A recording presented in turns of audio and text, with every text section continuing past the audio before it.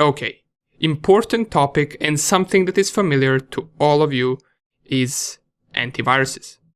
In security, antiviruses are one of the most important things, and quite frankly, most people disagree on the usage of antiviruses.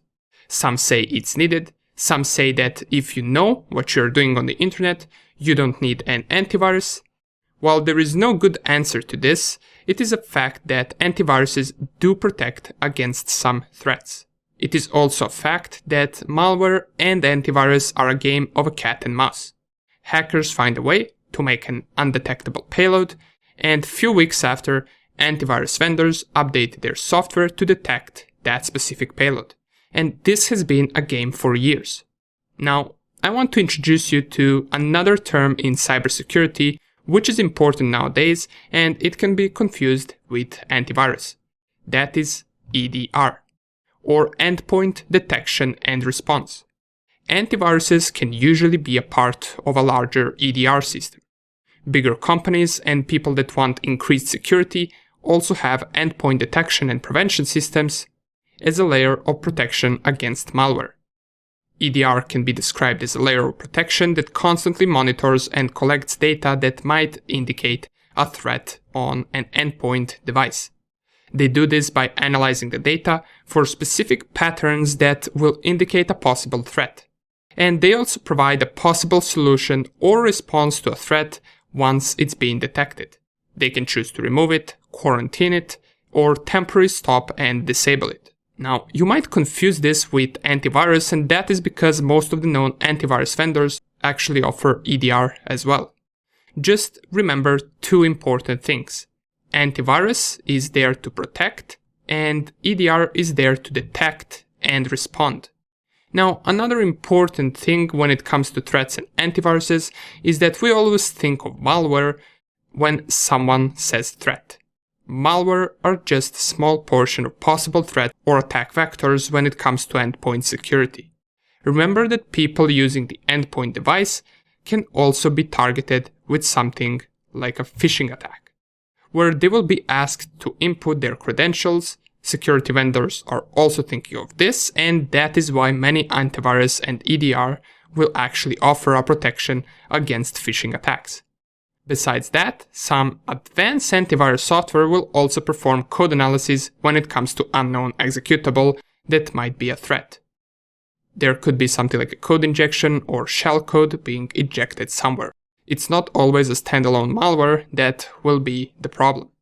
Security vendors think about all of this, and while 100% protection doesn't exist, these EDR and antivirus softwares do protect against certain things. However, there is a bad side to this, and that is privacy when it comes to having these softwares installed. But that is a topic for later in the course. For now, we will focus only on the security aspect, and we can think of it like this. We have antivirus at the first line of defense when it comes to a malware that is already on our system, and we have EDR at the second line of the defense. This is because maybe antivirus won't be able to protect against a particular threat, but the EDR might be able to detect it and respond to it properly. This, of course, creates a problem where the malware, if it's advanced one, can try to disable all of the security measures and continue executing and performing its malicious activity. There are multiple ways that advanced antiviruses can detect or prevent the malware, and here are some of them. We have the oldest way of signature-based detection, where antivirus vendors have a large database with all the known malware signatures. And if the antivirus recognizes these signatures in some program, it will block them and flag them as malicious.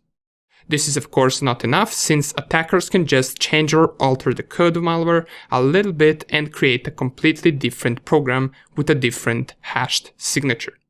That's why we also have heuristic analysis, which is designed to spot an unknown malware.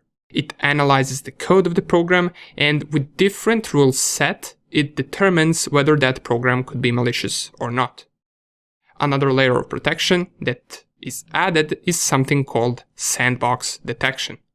This simply refers to testing out malware and analyzing it in a safe and isolated environment to see the code's behavior without putting the host machines at the risk.